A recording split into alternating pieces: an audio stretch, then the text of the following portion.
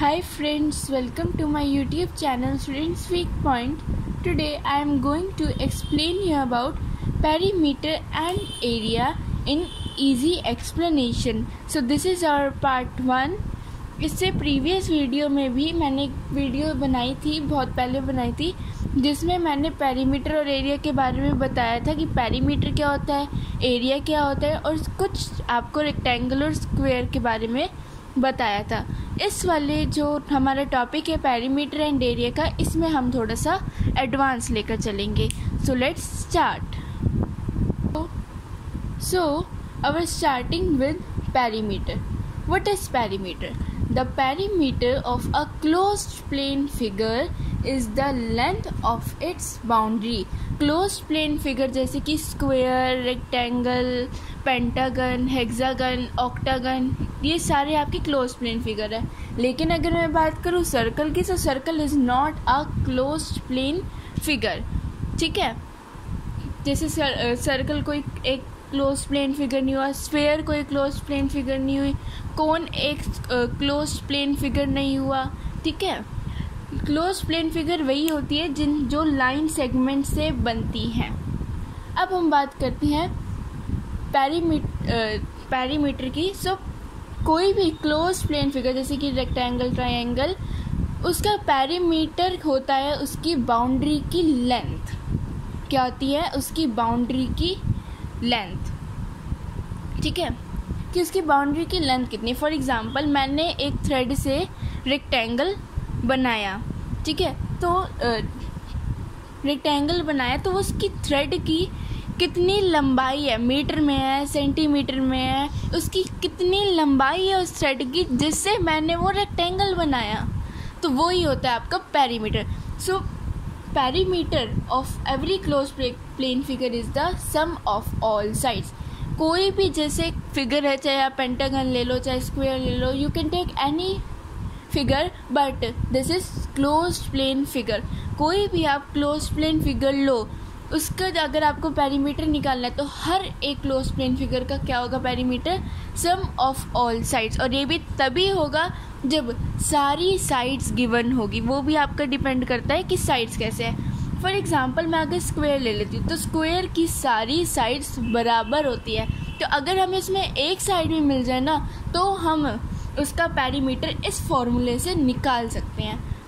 अब रेक्टेंगल की बात करूँ तो उसकी अपोजिट साइड जो होती हैं वो इक्वल होती हैं, जैसे कि आमने सामने वाली। जैसे ये रेक्टेंगल है, ये दोनों इक्वल हुई, आमने सामने वाली इक्वल हुई, अपोजिट इक्वल हुई, और ये दोनों इक्वल हुई, अपोजिट साइड। सो रेक्टेंगल में अपोजिट साइड्स इक्वल होती है, जिसमें से जो लंबी वाली होती है वो होती है लेंथ और ये वाली होती है आपकी ब्रेड्थ। तो अगर आपको पेरीमीटर ऑफ रेक्टेंगल निकालना है by this sum of all sides, तो आपको मतलब कौन सी साइड्स गिवन होगी? एक तो लेंथ गिवन होना ज़रूरी है, एक ब्रेड्थ होना गिवन ज़रूरी है। सेम ऐसी मैं बात करूँ पेंटागन की। अगर पेंटागन रेगुलर पेंटागन है तो अगर उसमें एक साइड भी गिवन होगी तो चल जाएगा, बट अगर जो साइड्स है उसकी वो अनइक्वल है तो उसमें आपको सारी साइड्स का मेजरमेंट चाहिए होगा। वो डिपेंड करता है कि जो जिस लाइन सेगमेंट से वो बना है ना, वो सेम है या नहीं है, इक्वल है या नहीं है।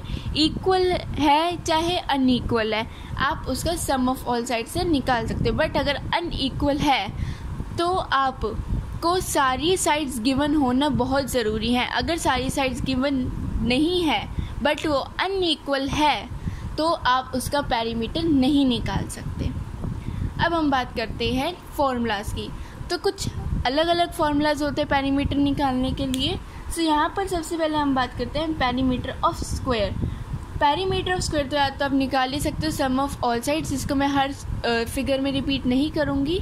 तो पेरीमीटर ऑफ स्क्वायर का फॉर्मूला क्या होगा? 4 मल्टीप्लाई बाय साइड। यहाँ पर हमने ये होती है साइड और हमने इसको किससे मल्टीप्लाई की है?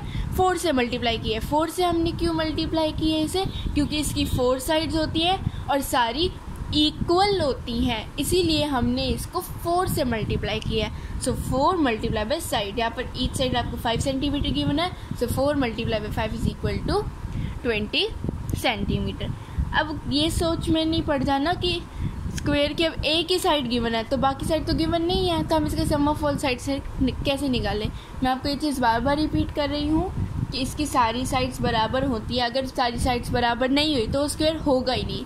स्क्वायर तब माना जाता है जब उसकी चारों साइड्स बराबर हो। ठीक है, अब हम बात करते हैं पेरीमीटर ऑफ रेक्टेंगल। इसमें हमें एक लेंथ का गिवन होना ज़रूरी है और एक ब्रेड्थ का गिवन होना ज़रूरी है। ठीक है, तो पेरीमीटर ऑफ रेक्टेंगल होगा 2 × लेंथ प्लस ब्रेड्थ।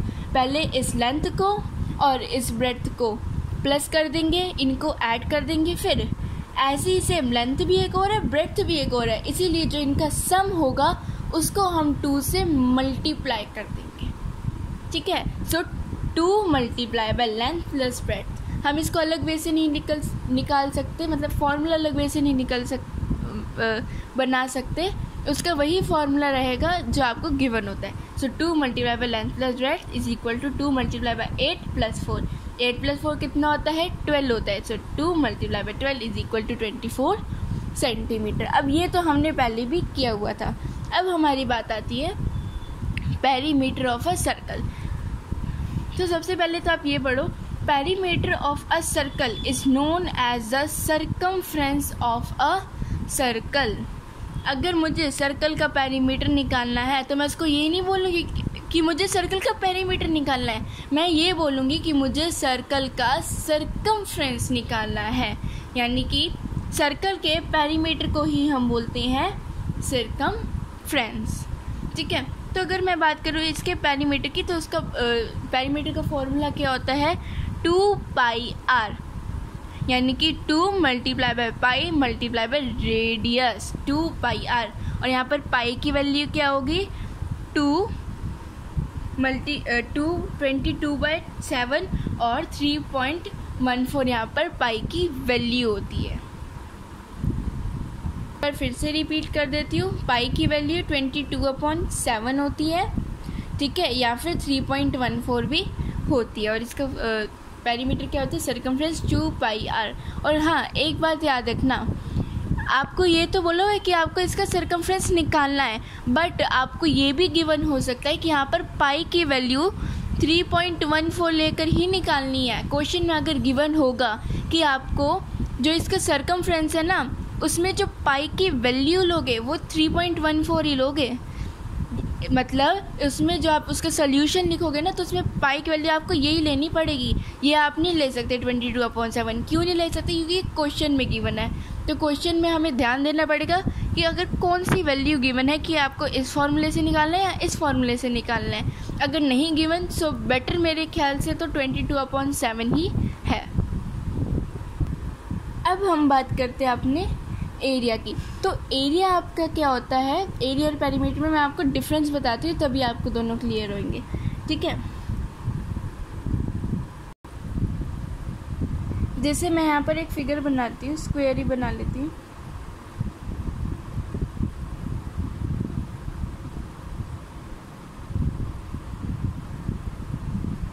मैंने बनाया आपका स्क्वायर पार्क। ये इक्वल है, थोड़ा मेजरमेंट में ऐसे हो गया। ठीक है, मैंने यहाँ पर बनाया एक स्क्वायर पार्क। मैं अगर बोल रही हूँ ये इसका पाथवे होता है, पाथवे ये पाथ होता है पार्क का, जिसमें हम क्या करते हैं, उसके आसपास चक्कर लगाते हैं। ठीक है, ये ग्राउंड होता है और यहाँ पर चक्कर लगाते हैं। मैंने ये है एक पार्क, स्क्वायर पार्क। मैं बोल रही हूँ कि मुझे इसकी जो बाउंड्री है ना, जहाँ पर हम चलते हैं, पाथ है, इसकी टोटल लेंथ निकालो कि इसकी लेंथ कितनी है, यानी कि इसका पेरीमीटर निकालो। सिर्फ यहाँ पर बाउंड्री का बोला गया है कि बाउंड्री का पेरीमीटर निकालो, बस बाउंड्री का पेरीमीटर हमें बोला हुआ है। तो हम क्या करेंगे, सिर्फ इसका निकालेंगे, जिसमें हमें लेंथ गिवन होगी, सिर्फ साइड गिवन होगी, लेंथ नहीं, साइड गिवन होगी। तो उसको हम क्या करेंगे, 4 से मल्टीप्लाई कर देंगे, 4 × साइड। तो हमें इसका फॉर्मूला निकल जाएगा, पूरी इसकी लेंथ का फॉर्मूला निकल जाएगा। लेकिन अगर मैं बोलूँ कि इस पार्क ने कितनी जगह कवर की है, यानी कि इस पार्क ने कितनी जगह कवर की है, तो उसमें आपका सारा पोर्शन आता है। तो इसीलिए इस पूरे पोर्शन को निकालने के लिए हम एरिया निकालते हैं। सेम ऐसे ही आपका स्क्वायर में होगा, स्क्वायर कह रही हूँ, रेक्टेंगल में होगा। ठीक है, जैसे रेक्टेंगल का ये 2 रेक्टेंगल है, थोड़े गंदे से बन गए, चलो कोई बात नहीं। ये रेक्टेंगल है, ये है इसका, मैं बोल रही हूँ इस रेक्टेंगल की बाउंड्री की लेंथ निकालो, यानी कि इसका पेरीमीटर निकालो। तो आप length 2 multiply by length plus breadth करोगे। लेकिन मैं बोल रही हूँ इस रेक्टेंगल ने इस पेज का कितना एरिया कवर किया है, यानी कि ये पूरा आएगा, इसीलिए हम यूज़ करेंगे लेंथ मल्टीप्लाई बाय ब्रेड्थ। वो तो फॉर्मूला की अलग बात है, बस आपको मैं पेरीमीटर और एरिया में डिफरेंस बता रही हूँ कि पेरीमीटर कब निकालते हैं, जब हमें उसकी बाउंड्री की लेंथ बोली होती है। लेकिन अगर मैं बोलूँ कि हम एरिया कब निकालते हैं, तो हम कब निकालते हैं, जब हमें पूरा निकालना, मतलब बोला जाए कि आप इसने इस पेज पर कितना एरिया कवर किया। जैसे ये पूरा पेज है और इस पर इसने कितना एरिया कवर किया, तो उसमें हम क्या निकालते हैं, एरिया निकालते हैं। आई होप आपको पेरीमीटर और एरिया में डिफरेंस क्लियर हो गया होगा। अब हम बढ़ते हैं फॉर्मूलाज की तरफ, ठीक है। अब हम बात करते हैं एरिया ऑफ स्क्वायर। तो एरिया ऑफ स्क्वायर में फॉर्मूला क्या होता है, side multiply by side. Perimeter square में क्या था, 4 मल्टीप्लाई बाय साइड। लेकिन यहाँ पर अगर मैं बात करूँ एरिया की, तो आपका साइड मल्टीप्लाई बाय साइड, यानी कि अगर आपको ये साइड 8 सेंटीमीटर गिवन है, तो आपको 8 को 8 से ही मल्टीप्लाई करना पड़ेगा। अब यहाँ पर आप 8 को 4 से मल्टीप्लाई नहीं करोगे, यहाँ पर आप बाउंड्री नहीं निकाल रहे हो, यहाँ पर आप पूरा एरिया निकाल रहे हो। उसके लिए क्या करेंगे, हम उसको साइड से ही मल्टीप्लाई करेंगे। So 8 multiply by 8 is equal to 64 square centimetre. अब यहाँ पर एरिया में मैंने पेरीमीटर में मैंने नॉर्मल यूनिट्स यूज़ की थी, क्या, मीटर, सेंटीमीटर, किलोमीटर, ये सब मैंने नॉर्मल यूज़ किया था।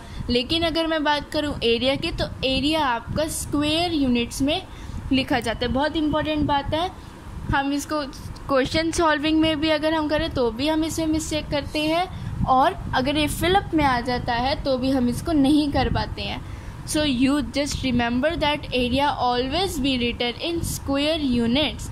ये आपका यहाँ तो फिलअप में आता ही है, फिलअप में तो ये आएगा नहीं आएगा, बट पेपर में ये ज़रूर आता है। लेकिन अगर मैं बात करूँ, अगर इसके बेस पर क्वेश्चंस आएंगे, तो अगर आपने एरिया को स्क्वायर यूनिट्स में नहीं लिखे तो आपका हाफ मार्क्स कट जाएगा, ठीक है। तो area always be written in square units. So यहाँ पर हमने डिस्कस कर लिया एरिया ऑफ स्क्वायर। अब हम बात करते हैं area of rectangle. Perimeter of rectangle में हमने क्या पढ़ा था, 2 multiply by length plus breadth, जब हमें उसकी बाउंड्री निकालनी थी। अब एरिया में हमने पूरा निकालना है कि उसने कितना पोर्शन कवर किया, इसलिए हम क्या करेंगे, लेंथ को ब्रेड्थ से मल्टीप्लाई कर देंगे। बट आपको ये भी ध्यान रखना है कि जो यूनिट्स है वो अलग अलग है। जो यहाँ पर आपको लेंथ दी हुई है ना, वो आपको मीटर में दी हुई है, और जो ब्रेड्थ दी हुई है वो आपको सेंटीमीटर में दी हुई है। तो इसके लिए सबसे पहले आप क्या करोगे, या तो मीटर को सेंटीमीटर में कन्वर्ट करोगे, या फिर सेंटीमीटर को मीटर में कन्वर्ट करोगे। यहाँ पर जो इजी लगता है वो है मीटर को सेंटीमीटर में कन्वर्ट करना, ठीक है। तो यहाँ पर मैंने मीटर को सेंटीमीटर में ही कन्वर्ट करा है। तो लेंथ मल्टीप्लाई बाय ब्रेड्थ, तो सबसे पहले हम इसको सॉल्व करेंगे। 1 मीटर में कितने सेंटीमीटर होते हैं, 100 सेंटीमीटर होते हैं। तो 10 मीटर में कितने सेंटीमीटर होंगे, 10 multiply by 100 is equal to 1000 centimetre, ठीक है। और उसके बाद ये निकल आया हमारा 1000 सेंटीमीटर, और ये निकल आया हमारा 120 सेंटीमीटर। सो अब हम क्या करेंगे, लेंथ को ब्रेड्थ से मल्टीप्लाई कर देंगे। So 1000 multiply by 120 is equal to, कैसे बनेगा, पहले 3 से पहले कॉमा, फिर 2 से पहले कॉमा, सिखाया था मैंने आपको नंबर नेम में। से बन गया आपका 1,20,000 स्क्वायर सेंटीमीटर। आप इसको मीटर में भी लिख सकते हो। अब हम बात करते हैं एरिया ऑफ सर्कल। तो मैं आपको एक नॉर्मल सी सबसे पहले बात बताना चाहूँगी जो बहुत इम्पोर्टेंट होती है। ये हम चाहे कुछ करें या ना करें, तब भी हमें ये वैसे पता होना चाहिए, चाहे हम मैथ्स का कोई भी टॉपिक करें सर्कल से रिलेटेड। तो मैं आपको बता दूँ, सर्कल आपका कंपास से बनते हैं, तो आप सभी को पता होगा। और मिड पॉइंट भी आपको पता होगा कि मिड पॉइंट कौन सा होता है, बिल्कुल सेंटर पॉइंट होता है सर्कल का मिड पॉइंट। अब मैं बोलूँ एरिया ऑफ सर्कल में क्या है, पाई आर स्क्वायर तो यहाँ पर आर किसको बता रहे हैं, रेडियस को। लेकिन उससे पहले हमें ये पता होना चाहिए कि रेडियस क्या होता है। तो मैं आपको बता दूं, रेडियस वो होता है जो सर्कल के मिड पॉइंट से क्या कर रहा हो, सर्कल को टच कर रहा हो, तो वो होता है हमारा रेडियस। जैसे कि ये है हमारा सर्कल का रेडियस।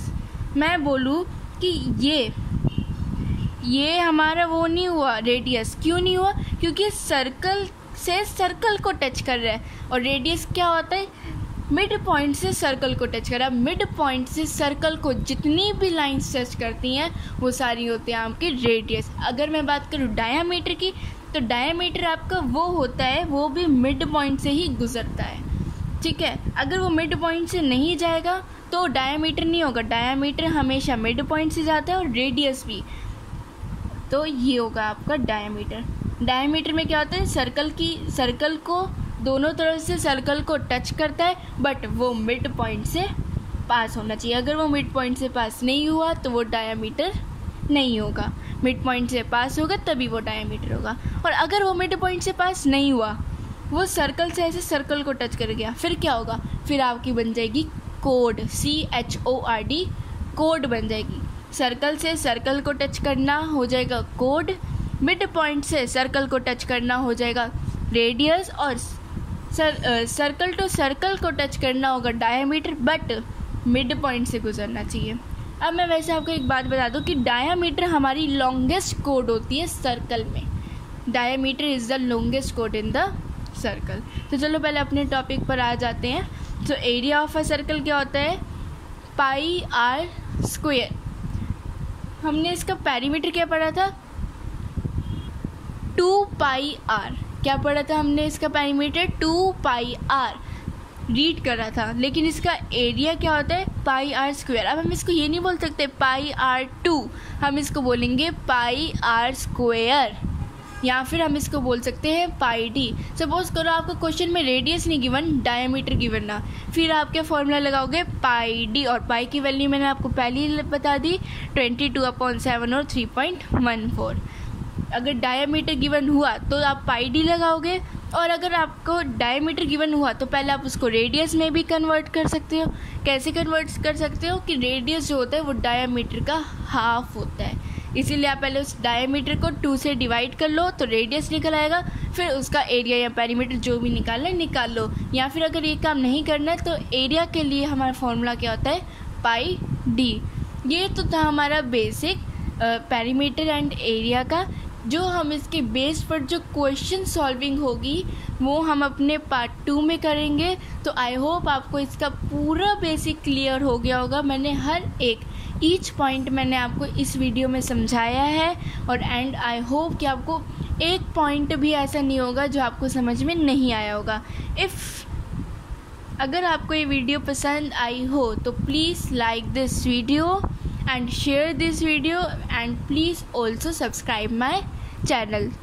अब मिलते हैं नेक्स्ट वीडियो में, तब तक के लिए बाय।